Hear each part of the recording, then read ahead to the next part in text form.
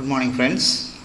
Myself, Dr. P. Samuel, Assistant Professor of Biotechnology of INR Janaki Ammal College, Sivagasi. So இந்த டுட்டோரியலில் நம்ம discuss பண்ண போகிற முக்கியமான விஷயம் என்ன அப்படின்னா ஓப்ரான் அப்படின்னு சொல்லி ஒரு டாபிக். ஸோ இந்த டாபிக் வந்து உங்கள் எக்ஸாமினேஷன் பாயிண்ட் ஆஃப் வியூவில் செக்ஷன் சியில் ரொம்ப முக்கியம்.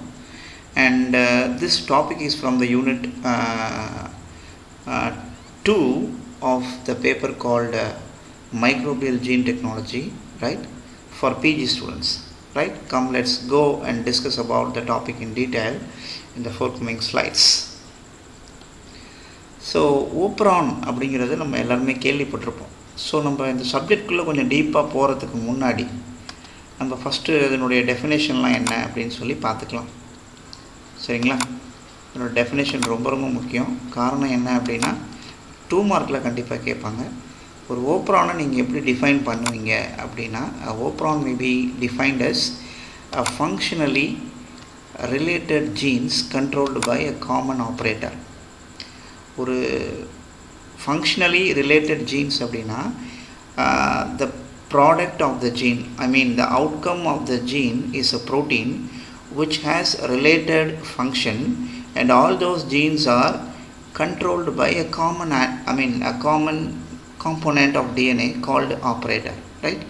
ஸோ இந்த ஓப்ரான்ஸை முதல்ல எந்த ஆர்கானிசமில் கண்டுபிடிச்சாங்க அப்படின்னா, it was first identified in prokaryotic organism and later in archaeal forms. இந்த ஆர்கியல் ஃபார்ம்ஸ் அப்படிங்கிறது என்ன அப்படின்னா, bacteria present in unusual ecosystem. சரிங்களா? ஞாபகம் வச்சுக்கோங்க. அடுத்தது யார் இதை கண்டுபிடிச்சாங்க, இந்த ஓப்ரான் அப்படிங்கிற ஒரு அமைப்பு, இந்த ஃபார்மேட்டில் தான் ஜீன்ஸ் வந்து இருக்குது அப்படிங்கிறத கண்டுபிடிச்சாங்க இல்லையா, அந்த பயனியர்ஸ் யார் அப்படின்னா ஜேக்கப் அண்ட் மோனார்டு அப்படின்னு சொல்லி இந்த 2 பேரும். இதை கண்டிப்பாக எங்கே கேட்பாங்கன்னா 2 மார்க் கொஷனில் கேட்பாங்க, செக்ஷன் ஏல கேட்பாங்க, ரைட். ஸோ இந்த 2 பேரையும் ஞாபகம் வச்சுக்கோங்க. ஜேக்கப் அண்ட் மோனார்டு இந்த 1961 என்ன பண்ணுறாங்க, இந்த ஓப்ரான் சிஸ்டமை கண்டுபிடிக்கிறாங்க. சரிங்களா? அடுத்தது இதனுடைய ஸ்ட்ரக்சர், ஓப்ரான்னா என்ன அப்படின்னு பார்த்தாச்சு. They are functionally related jeans அப்படின்னு சொன்னோம். இதனுடைய அமைப்பு எப்படி இருக்கும் அப்படின்னு பார்த்தீங்கன்னா, they are found in the DNA. ஒரு ஆர்கானிசமோட ஜீனோமில் தான் என்ன பண்ண போகுது, இந்த ஓப்ரான் அப்படிங்கிறது இருக்க போகுது. அண்ட் ஒரு ஓப்ரான் எடுத்தீங்க அப்படின்னா இட் ஹாஸ் 3 காம்போனன்ட்ஸ். ஒன்று வந்து promoter, second one is called operator, and the third one is called structural elements அப்படின்னு பேர். இந்த 3 ஞாபகம் வச்சுக்கணும், promoter, operator and structural elements. So இந்த ப்ரொமோட்டார் அப்படிங்கிறது, this is the region for binding of RNA polymerase enzyme. உங்களுக்கு தெரியும், RNA polymerase is an enzyme required for carrying out the transcription process இல்லையா. அடுத்தது இந்த ஆப்ரேட்டர்னு சொல்கிறோம் இல்லையா, இதுதான் ரொம்ப ஒரு முக்கியமான component, rate limiting component, right. இந்த டிரான்ஸ்கிரிப்ஷன் ப்ராசஸ் நடக்கிறதா வேண்டாமா அப்படிங்கிறத தீர்மானிக்கிறது யார் அப்படின்னா இந்த ரெப்ரஸார் அப்படிங்கிற ஒரு காம்போனண்ட்டு தான். இந்த ரெப்ரஸார் காம்போனண்ட் எங்கே இருக்கும் அப்படின்னு சொல்லி பார்க்கும் பொழுது, it is in the sell, and repressor has affinity towards operator component. சரிங்களா? இந்த ரெப்ரஸாருடைய பைண்டிங் சைட் என்ன அப்படின்னு பார்த்தோம்னா உங்களுடைய ஆப்ரேட்டர் தான், right.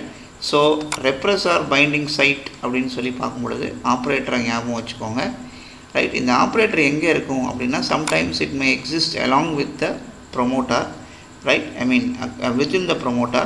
Sometimes it is present between promoter and structural elements. சரிங்களா? அடுத்தது இந்த ஓப்ரான் அப்படிங்கிறத படித்தோம். They are functionally related jeans அப்படின்லாம் சொன்னோம்.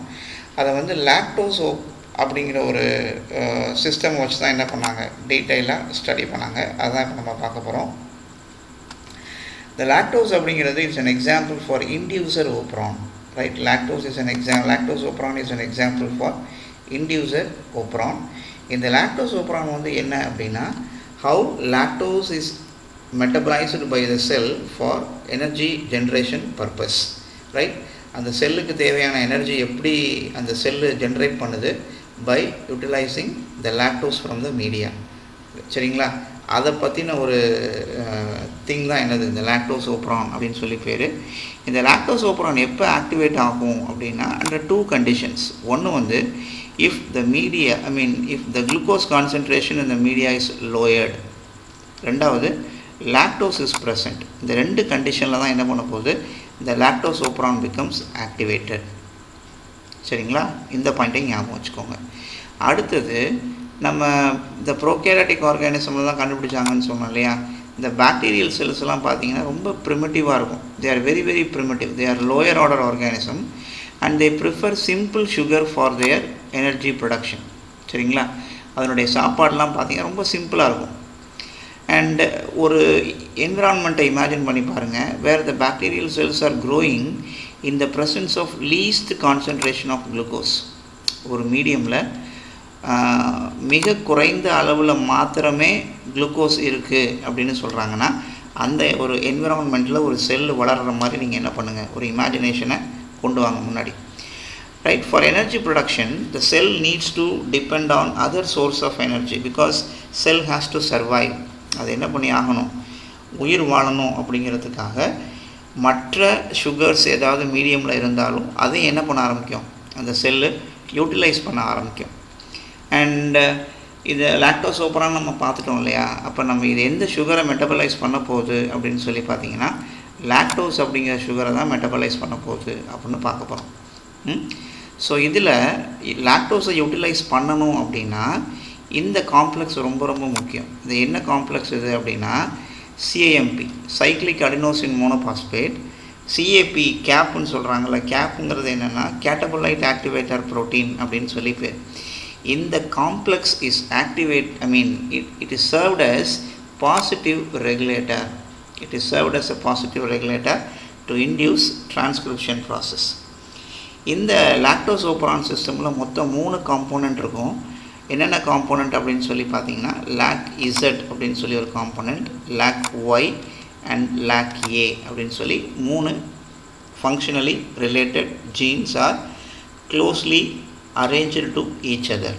ரைட், ஃபார் எக்ஸாம்பிள் இதை வந்து ஒரு மீடியம், நீங்கள் ஒரு பெட்ரி பிளேட்டில் ஒரு மீடியம் இருக்குது. அந்த பிளேட்டில் நீங்கள் என்ன பண்ணிட்டீங்க, ஒரு செல்ஸை வந்து ஸ்ட்ரீக் பண்ணியிருக்கீங்க அப்படின்னு ஞாபகம் வச்சுக்கோங்க.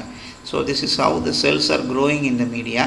This is called medium. இந்த மீடியமில் தான் என்ன இருக்கும், நியூட்ரியன்ஸ் ஆர் தேர். இந்த நியூட்ரியன்ஸை யூட்டிலைஸ் பண்ணி தான் என்ன பண்ண போகுது, உங்கள் செல்ஸ் வந்து க்ரோ ஆக போகுது. சரிங்களா, நான் நியூட்ரியன்ஸ்னு மீன் பண்ணுறது லாக்டோஸ். சரிங்களா, இதுதான் லாக்டோஸ் ஓப்ரானுடைய ஆர்கனைசேஷன். ஸோ லாக்டோஸ் ஓப்ரானை பொறுத்த வரைக்கும் it has a promoter region and it has a operator region. நம்ம ஆல்ரெடி பார்த்தோம். ப்ரொமோட்டரில் வந்து யார் பைண்ட் ஆகுவா, ஆர்என்ஏ பாலிமரேஸ் பைண்ட் ஆகும். ஆப்ரேட்டரில் யார் பைண்ட் ஆகுவா, ரெப்ரெஸார் அப்படிங்கிற ஒரு காம்போனன்ட் வந்து பைண்ட் ஆகும். இதை வந்து நம்ம என்ன சொல்லுவோம், ரெகுலேட்டரி சீக்வன்ஸ் அப்படின்னு சொல்லுவோம். இந்த ப்ரொமோட்டார் அண்ட் ஆப்ரேட்டர் சேர்ந்ததை நம்ம என்ன சொல்லுவோம், ரெகுலேட்டரி சீக்வன்ஸ்னு சொல்லுவோம். அப்போ இதை என்ன சார் சொல்லுவோம் அப்படின்னு கேட்டிங்கன்னா, lac Z, lac Y and lac ஏக்கு பேர் என்ன அப்படின்னா ஸ்ட்ரக்சுரல் ஜீன்ஸ் அப்படின்னு பேர். ரைட், இதுக்கு என்ன பேர், ஸ்ட்ரக்சுரல் ஜீன்ஸ். அது என்ன சார் ஸ்ட்ரக்சுரல் ஜீன்ஸ் அப்படின்னா, structural genes are sequence of DNA code for a protein. They are code for a protein. சரிங்களா, ஞாபகம் வச்சுக்கோங்க. சரி, லாக் இசட்டோட வேலை என்ன அப்படின்னா, they code for the enzyme beta galactosidase. Lac ஒய்யோட வேலை என்ன, they code for the enzyme called permease. And third one lac ஏவோட வேலை என்ன அப்படின்னா, தே கோட் ஃபார் தயோகேலக்டோசைடு டிரான்ஸ்அசிட்டைலேஸ். இந்த 3ஐயும் ஞாபகம் வச்சுக்கோங்க. சரிங்களா, beta galactosidase, beta galactoside permease and thiogalactoside transacetylase. இதையும் செக்ஷன் ஏல கேட்பாங்க. Right, list down the product of lac Z, lac Y and lac A genes அப்படின்னு கேட்டாங்கன்னா you are supposed to write the answer. So beta கேலக்டோசைடேஸோட வேலை என்ன அப்படின்னு பார்க்க போகிறோம். நம்ம ஆல்ரெடி என்ன பார்த்தோம், குளுக்கோஸ் அப்படிங்கிறது இட் இஸ் அ டைசாக்ரைடு அப்படின்னு சொல்லி ப்ரீவியஸ் ஸ்லைடில் நம்ம பார்த்துருப்போம். இந்த இருக்குது பார்த்தீங்களா, லாக்டோஸ் இஸ் அ டைசாக்ரைடு. இதை கொடுத்துருக்கேன் பாருங்கள். அப்போ இது வந்து என்ன சொல்லுவாங்க, இரட்டை சர்க்கரை அப்படின்னு சொல்லுவாங்க. அதாவது 2 மோனோசாக்ரைடு யூனிட் சேர்ந்ததை நம்ம என்ன சொல்லுவோம், டைசாக்ரைடு அப்படின்னு சொல்லுவோம். அப்போ லாக்டோஸில் என்னென்ன மோனோசாக்ரைடு யூனிட்ஸ் இருக்குது அப்படின்னா, ஒன்று குளுக்கோஸ் இருக்குது, ஒன்று கேலக்டோஸ் இருக்குது. இதை உடைச்சி இந்த குளுக்கோஸை ஃப்ரீ பண்ணி விட்டால் தான் this glucose will be utilised by the cell. சரிங்களா? அப்போ இந்த லாக்டோஸை உடைக்கிறதுக்கு எனக்கு ஒரு என்சைம் தேவை. அந்த என்சைம் யார் அப்படின்னா beta கேலக்டோசைடேஸ், which is encoded by the component called LAC-Z. சரிங்களா? இந்த LAC-Z அப்படிங்கிற ஜீனோட ப்ராடக்ட் தான் பீட்டா கேலக்டோசைடேஸ் அப்படிங்கிறது. ஸோ இந்த லாக்டோஸ் உடையும் பொழுது it is converted into glucose and galactose, right? அடுத்தது இந்த பெர்மியேஸோட வேலை என்ன? அடுத்தது என்னது? இந்த பெர்மியேஸ்ன்னு சொல்லி ஒரு காம்போனண்ட்டை பார்த்தோம் இல்லையா? This is coded by the component call LAC-Y, LAC-Y. Lactose ஓப்ரானில் அந்த ஜீனில் Y அப்படிங்கிற காம்போனண்ட் வந்து என்ன பண்ண போகுது? பெர்மியேஸ் அப்படிங்கிற வேலையை பார்க்க போகுது. Imagine these are all permease, right? exhibited on the cell surface. So இந்த பெர்மியேஸோட வேலை என்ன அப்படின்னா it permits the transport of glucose into the cell. சரிங்களா? எனர்ஜி மெட்டபாலிசம்காக அல்லது எனர்ஜி ப்ரொடக்ஷனுக்காக இந்த குளுக்கோஸை செல்லுக்குள்ளே கொண்டு வரது எதோட வேலை? இந்த பெர்மியேஸோட வேலை. சரிங்களா? So this is how lactose will the glucose will be transported into the cell for energy production process. அடுத்தது இந்த தயோகேலக்டோசைடு டிரான்ஸ்அசிட்டைலேஷன் சொல்கிறோம் இல்லையா? இது வந்து ரொம்ப ரொம்ப stringent, which means it will come into action only under necessary condition. எப்போ தேவையோ அப்போ மட்டும்தான் என்ன பண்ணும்? the protein will be expressed, right? அப்போ லாக்டோபரான் எப்போ ஆக்டிவேட் ஆகுதுங்கிறத நீங்கள் என்ன பண்ணணும்? ரெண்டு கண்டிஷனை ஞாபகம் வச்சுக்கோங்க. ஒன்று வந்து மீடியமில் லீஸ்ட் லெவல் ஆஃப் குளுக்கோஸ், ரொம்ப தேவைக்கும் குறைவான அளவில் குளுக்கோஸோடைய கான்சன்ட்ரேஷன் குறையும் பொழுது, அல்லது கம்ப்ளீட்டாக மீடியமில் இருக்கிற குளுக்கோஸ் எக்ஸாஸ்ட் ஆகும் பொழுது. ரெண்டாவது, அதே மீடியமில் லாக்டோஸ் இருந்துச்சு அப்படின்னு பார்த்தீங்கன்னா ஃபைன், என்ன ஆச்சு? அது கண்டிப்பாக அந்த lactose operon will be activated. சரிங்களா? அடுத்தது மெக்கானிசம், ரைட்? இது வெறும் எம்டி செல்லுன்னு நினைக்காதீங்க. இப்போ இதுதான் கண்டிஷன். என்ன கண்டிஷன் அப்படின்னு சொல்லி பார்க்கும்பொழுது this is called your RNA polymerase enzyme. இந்த CAP கேட்டபோலைட் ஆக்டிவேட்டர் ப்ரோட்டீன் தான் நம்ம என்ன சொல்கிறோம்? This is called the positive regulator அப்படின்னு சொல்கிறோம். ஸோ குளுக்கோஸ் வந்து மீடியமில் கம்ப்ளீட்டாக எக்ஸாஸ்ட் ஆகும் பொழுது, ரைட், இந்த கேட்டபோலைட் ஆக்டிவேட்டர் ப்ரோட்டீன், அதாவது ரெப்ரஸார் இருக்கு இல்லையா, அது என்ன பண்ணும்? உங்கள் ஆப்ரேட்டர் சீக்வன்ஸில் வந்து பைண்ட் ஆகும். அப்படி பைண்ட் ஆகும்போது என்ன பண்ணும்? It initiate the transcription process. So இப்போ டிரான்ஸ்கிரிப்ஷன் ப்ராசஸ் இனிஷியேட் ஆகுதுன்னா என்ன ஆகும் அப்படின்னா RNA பாலிமரேஸ் ரொம்ப ஈஸியாக என்ன பண்ணும்? அப்படியே மூவ் ஆகிட்டே இருக்கும். சரிங்களா? It proceed in this direction without any fail, right? அது பாட்டுக்கு மூவ் ஆகிட்டே இருக்கும். இப்படி மூவ் ஆகும் பொழுது அந்த ஸ்ட்ரக்சரல் ஜீன்ஸ் ஆர் ஆல்சோ காப்பீடு இன் த ஃபார்ம் ஆஃப் RNA. இதுதான் நம்ம என்ன சொல்லுவோம்? டிரான்ஸ்கிரிப்ஷன் சொல்லுவோம் இல்லையா? இந்த RNAவில் இப்போ என்ன இருக்குது? It has information for the synthesis of LAC-Z product, LAC-Y product and LAC-A product. So இந்த என்சைம்க்கான இன்ஃபர்மேஷன்ஸ் எல்லாமே எங்கே இருக்கும்? இந்த mRNAவில் இருக்கும், which will be translated and corresponding enzyme will be synthesized for utilization of lactose. சரிங்களா? அடுத்தது லாக்டோஸ் இல்லை அப்படின்னா என்ன ஆகும்? அப்போ இந்த ரெப்ரஸர் மாலிக்யூல் இருக்கு இல்லையா, this will bind or this will occupy the operator region. அப்போ ரெப்ரஸர்னால என்னது? Blocks, right? பிளாக்கிங் ஏஜென்ட் அப்படின்னு பேர் இல்லையா? ஸோ இந்த பிளாக்கிங் ஏஜென்ட் ஆப்ரேட்டர் சைட்டை க்ளோஸ் பண்ணிடுச்சு அப்படின்னா யாருடைய மூமெண்ட் வந்து இங்கே ப்ரிவெண்ட் ஆகுதுன்னு பார்த்தீங்கன்னா ரொம்ப ஈஸியாக தெரியும். என்னது? பாலிமரேஸோட மூமெண்ட்டே இங்கே இருக்காது. அப்போ பாலிமரேஸோட மூமெண்ட் இல்லை அப்படின்னா there is no transcription process. சரிங்களா? அப்போ டிரான்ஸ்கிரிப்ஷன் ப்ராசஸ் இல்லைன்னா என்ன அர்த்தம்? there is no synthesis of required enzymes. சரிங்களா? அடுத்த ஒரு எக்ஸாம்பிள் என்ன அப்படின்னா ட்ரிப்டோஃபன் ஓப்ரான். ஸோ ட்ரிப்டோஃபன் அப்படிங்கிறது நம்ம எல்லாத்துக்கும் தெரியும். It is an aromatic amino acid and it is required for the cells to survive. E coli சர்வைவலுக்கு இது ரொம்ப தேவைன்னு சொல்கிறாங்க. லாக்டோஸ் ஓப்ரானில் எப்படி இந்த 3 ஜீன்ஸ்ன்னு சொல்கிறோம் இல்லையா, ரைட்? இந்த LAC-Z, LAC-Y அண்ட் LAC-Aன்னு சொல்கிறோம்ல, ரைட்? அப்போ இங்கே நம்மளுடைய ட்ரிப்டோஃபன் ஓப்ரானை பொறுத்த வரைக்கும் ரொம்ப அதில் 5 ஜீன்ஸ் இருக்குன்னு சொல்கிறாங்க. கன்சிக்யூட்டிவாக 5 ஜீன்ஸ் இருக்குன்னு சொல்கிறாங்க, one after the other. And if tryptophan is present in the medium then no need for synthesis. மீடியமில் எனக்கு ட்ரிப்டோஃபன் இருக்குது அப்படின்னா என்ன பண்ண தேவையில்லை? நான் அந்த செல் என்ன பண்ண தேவையில்லை, ஃபர்தராக சிந்தசிஸ் பண்ண தேவையில்லை. அப்போ என்ன பண்ணோம், if tryptophan is there in the media, the enzyme system is in switched off state. என்ன கண்டிஷனில் இருக்கும், switched off ஸ்டேட்டில் இருக்கும். அடுத்து என்ன சொல்கிறாங்க அப்படின்னு சொல்லி பார்த்தீங்கன்னா, ட்ரிப்டோஃபன் ஆப்சென்ட் ஆகும்போது, அந்த மீடியமில் ட்ரிப்டோஃபன் ஆப்சென்ட் ஆகும்பொழுது நீங்கள் என்ன பார்க்கணும், the enzyme system for tryptophan is activated. சரிங்களா, tryptophan is activated. இதெல்லாம் ஞாபகம் வச்சுக்கோங்க. ரெண்டு விஷயம் தான், ட்ரிப்டோஃபன் மீடியமில் இருக்கா இல்லையா, ரைட். இருந்துச்சுன்னா there is no need for synthesis because it is already there. இல்லை அப்படிங்கிற கண்டிஷனில் the cell has to synthesize. அப்போ தான் என்ன ஆகும், the system will be activated. சரிங்களா, ஞாபகம் வச்சுக்கோங்க. அடுத்தது, this is the organization of tryptophan operon genes, right. இதுதான் நம்ம என்ன சொல்லுவோம், ஸ்ட்ரக்சரல் ஜீன்ஸ்னு சொல்லுவோம். கன்சிக்யூட்டிவாக trip A B C D E இதெல்லாம் என்னது, ஸ்ட்ரக்சரல் ஜீன்ஸ். அடுத்தது 2 கண்டிஷன் தான் பார்த்தோம். ட்ரிப்டோஃபன் மீடியமில் இருந்துச்சு அப்படின்னா the repressor will occupy the operator sequence. இப்போ இந்த ரெப்ரஸர் இந்த சைட்டை ஆக்குப்பை பண்ணிடுச்சு அப்படின்னா நமக்கு பார்க்கும்போதே தெரியும் யாரோட மூமெண்ட் இருக்காது, RNA பாலிமரேஸோட மூமெண்ட்டு அங்கே ஸ்டாப் ஆகுது, ரைட். RNA பாலிமரேஸோட மூமெண்ட் இல்லை அப்படின்னா என்ன அர்த்தம், there is no protein synthesis. அப்போ என்ன அர்த்தம், ப்ரோட்டீன் சிந்தசிஸ் இல்லை அப்படின்னா ட்ரிப்டோஃபன் மீடியமில் இருக்குது, there is no further synthesis is required, அது தேவையில்லை, right. In the absence of tryptophan, அப்போ என்ன ஆகும், this repressor will be dissociated from the operator site. இது ஆப்ரேட்டர்லேருந்து விலகுனதுனால உங்களுடைய RNA பாலிமரேஸ் என்ன ஆரம்பிக்கும், it moves in a positive direction. இது மூவ் ஆகும் பொழுது எனக்கு என்ன பண்ணும், கரஸ்பாண்டிங்கான mRNA molecule will be synthesized, which is further translated for the synthesis of tryptophan. சரிங்களா, கடைசி ஓப்ரான் இஸ் அரபினோஸ் ஓப்ரான். இது கொஞ்சம் முக்கியமான operon.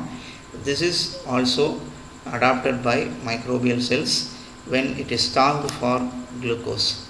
If glucose is absent in the environment, சரிங்களா, ஸோ அந்த மாதிரி கண்டிஷனில் தான் இந்த அரபினோஸ் ஓப்ரான் வந்து என்ன பண்ணும், ஆக்டிவேட் ஆகும் அப்படின்னு சொல்கிறாங்க. So arabinose operon has 3 components. ஒன்று அரபினோஸ் B, A and D அப்படின்னு பேர். These genes are activated only under the condition if arabinose is present. மீடியமில் அரபினோஸ் இருந்தால் மட்டுமே இந்த genes will be activated. So this is the organization. இதில் பார்த்தீங்கன்னா அந்த ARA-C and ARA-L இந்த 2 இதையும் ஞாபகம் வச்சுக்கோங்க. ஸோ இது எப்படி இருக்கும் அப்படின்னு சொல்லி பார்த்தீங்கன்னா அடுத்த ஸ்லைடில் உங்களுக்கு சொல்கிறேன். In the presence of arabinose operon, in the presence of arabinose sugar, this will complex with arabinose C. அப்போ என்ன ஆகும் அப்படின்னு சொல்லி பார்க்கும் பொழுது இந்த அரபினோஸ் சியும் அண்ட் அரபினோஸ் எல்லும் பார்த்தீங்க அப்படின்னா தே ஃபார்ம் அ டைமர். இப்படி டைமரிக் யூனிட் ஃபார்ம் ஆகிருக்கு அப்படின்னா RNA பாலிமரேஸால் என்ன பண்ண முடியாது, ஃபர்தராக இந்த ஏரியாவை கிராஸ் பண்ண முடியாது, ரைட். அப்போ the operon system is in switch off condition. So when it binds with the corresponding sugar called arabinose, in the dimer will be dissociated. The dimer dissociate ஆனிச்சுன்னா என்ன பண்ணும், RNA பாலிமரேஸ் வந்து ரொம்ப ஈஸியாக proceed ஆகி இந்த அரபினோஸ் சிந்தசிஸ்க்கான அல்லது அரபினோஸ் யூட்டிலைசேஷனுக்கான proteins will be synthesised. சரிங்களா, so very சிம்பிளான ஒரு கான்செப்ட் தான் அந்த ஓப்ரான் அப்படிங்கிற விஷயம். இதில் நீங்கள் பார்த்தீங்கன்னா தெரியும் RNA பாலிமரேஸ் வில் மூவ். இப்படி RNA பாலிமரேஸ் மூவ் ஆகும் பொழுது இது கரஸ்பாண்டிங்கான mRNA will be synthesized, which is further translated for arabinose synthesis enzymes. சரிங்களா, so thanks for watching the video and I hope this video will helpful for you to understand what is operon and what are all the types of operon concept given in your syllabus. சரிங்களா, நல்லா கவனமாக இந்த டியூட்டோரியலை பாருங்கள். I am sure we will meet in yet another video. Thanks for watching. Bye bye.